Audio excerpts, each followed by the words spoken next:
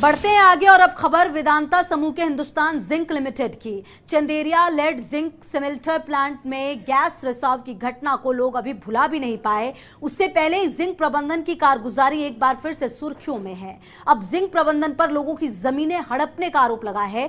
क्या है ये पूरा मामला, देखिए इस रिपोर्ट में। जिंक प्रबंधन आमतौर पर सुर्खियों में रहता है और उसके पीछे की बड़ी वजह होती है उसकी कारगुजारियां। जी हां, हाल ही में जिंक प्लांट से गैस रिसाव का मामला भी ठंडा भी नहीं हुआ था कि उससे पहले जिंक प्रबंधन पर लोगों की भूमि कब्जा करने के आरोप लगने लगे हैं। असल में पूरा मामला चित्तौड़गढ़ उदयपुर हाईवे स्थित घोसुंडा बांध से जुड़ा है। क्योंकि इस बांध का डूब क्षेत्र बढ़ाया गया तो गाँव सरलई समेत आधा दर्जन से ज्यादा गाँव की जमीनें अवाप्त करने की योजना बनी। इन सब के बीच सबसे अहम बात यह है कि इस बांध पर हिंदुस्तान जिंक प्रबंधन का ही मालिकाना हक है, तो ऐसे में अवाप्त हुई जमीनों का मुआवजा भी हिंदुस्तान जिंक को देना था। इसके लिए हिंदुस्तान जिंक प्रबंधन ने गांवों की जमीन अवाप्त करने का प्रस्ताव तो तैयार करा लिया और बदले में जिन गांवों को विस्थापित किया जाना था वहां के ग्रामीणों को हिंदुस्तान जिंक प्रबंधन ने ख्वाब भी बड़े बड़े दिखाए, लेकिन नतीजा सिफर ही रहा। दरअसल जहां भी गांवों को विस्थापित किया जाना था वो गांव आधुनिक होना चाहिए था और गांव में स्कूल ही नहीं बल्कि अस्पताल, बड़े बड़े मॉल, बाजार और अन्य सुविधाओं का भी वादा किया गया, लेकिन हकीकत में ऐसा कुछ नहीं हुआ। दरअसल मामले में कुछ किसानों ने तो अपनी जमीनों को छोड़कर मुआवजा ले लिया, लेकिन कुछ लोगों को अवाप्ती में शामिल नहीं किया गया। और तो और गांव सरलई के चारभुजा नाथ मंदिर को भी हिंदुस्तान जिंक प्रबंधन दगा देने से बाज नहीं आया और मंदिर को भी जिंक प्रबंधन ने अवाप्त नहीं किया। नतीजा आज भी मंदिर डूब क्षेत्र में है। ये मंदिर 400 साल पुराना है। 1990 में हिंदुस्तान जिंक ने इस गांव को अवाप्त किया था, जिसका राज्यपाल ने एक आदेश जारी किया पर्टिकुलर नाम के सिरे से, जिसमें चारभुजा जी का भी नाम है, लेकिन इसका अवार्ड आज दिन तक जारी नहीं किया। इसके साथ में 5 गाँवों के मंदिरों का तो अवार्ड जारी कर दिया, हमारे गांव का आज दिन तक जारी नहीं किया। ये हिंदुस्तान जिंक इस मंदिर का अवार्ड इसलिए जारी नहीं कर रहा है कि वो पैसा बचाना चाह रहा है। ऐसे मेरे मंदिर का है, इस तरह इस डूब क्षेत्र में हजारों ऐसे मसले हैं जो बड़ी तादाद में है, जो इसके काफ़ी आंकड़े में पैसे बनते हैं।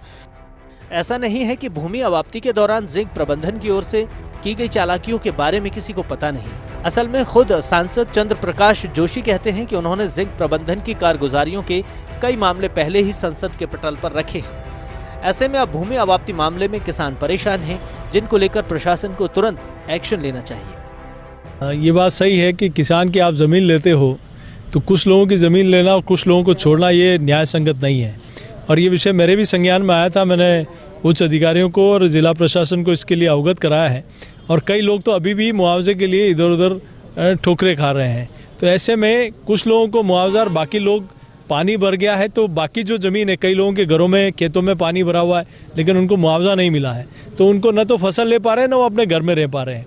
और जहाँ आप नई कॉलोनी बसा रहे हो, उनको विस्थापित कर रहे हो, तो यह सारी सुविधाएं अगर आपने नियमावली में है तो वैसी हुई कि नहीं हुई। अगर नहीं हुई तो इसके लिए प्रशासन और प्रबंधन दोनों जिम्मेदार है।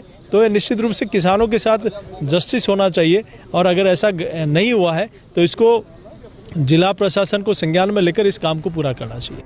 इधर जब हमने अतिरिक्त जिला कलेक्टर अंबालाल मीणा से बात की तो उन्होंने कानूनी प्रक्रिया का हवाला देकर पूरे मामले की जांच कराने की बात कहकर पल्ला झाड़ लिया।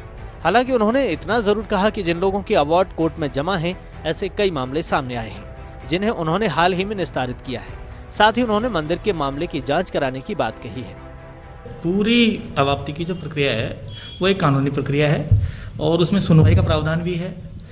तो इस दौरान यदि इस प्रकार कोई बात रही है, मान लीजिए, तो या तो मतलब इनकी सहमति से रही है, मतलब दोनों पक्षों की सहमति से ऐसा हुआ होगा, और फिर भी यदि कोई इस प्रकार की बात है तो संबंधित जो अवाप्ति अधिनियम है उसके तहत इसको दोबारा से देख करके और एक बार इसका हल तलाशेंगे। ये विषय एक बार देखने का है। यदि इस प्रकार की बात है, अवार्ड में अगर ये लिखा हुआ है, अवार्ड में यदि ये चीज़ें लिखी हुई है, क्योंकि कभी कभार क्या है कि चर्चा में भी ये विषय उठते हैं और उस दौरान कोई सहमति मान लीजिए बनी हो, लेकिन अवार्ड में यदि लिखी हुई है और कोई सहमति इनके इस प्रकार की नहीं बनी हुई है कि भाई ये इस प्रकार से किया जाना है, तो उसका परीक्षण करके संबंधित कार्रवाई के लिए अपन प्रयास करेंगे। मतलब हमारी संस्कृति में कहते हैं भगवान हम तो तुम्हारे सहारे हैं, लेकिन यहाँ भगवान किसके भरोसे हैं, ये देखने वाली बात होगी। आप देख पा रहे हैं ये है चारभुजा नाथ जी का मंदिर, और ये पूरा मंदिर आज की तारीख में देखा जाए तो हिंदुस्तान जिंक के भरोसे है।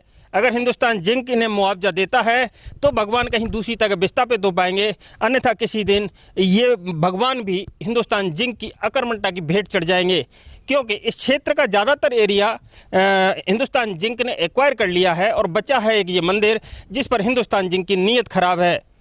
अब देखने वाली बात यह होगी कि देवस्थान के दखल के बाद क्या अब हिंदुस्तान जिंक इस मंदिर का मुआवजा दे पाएगा।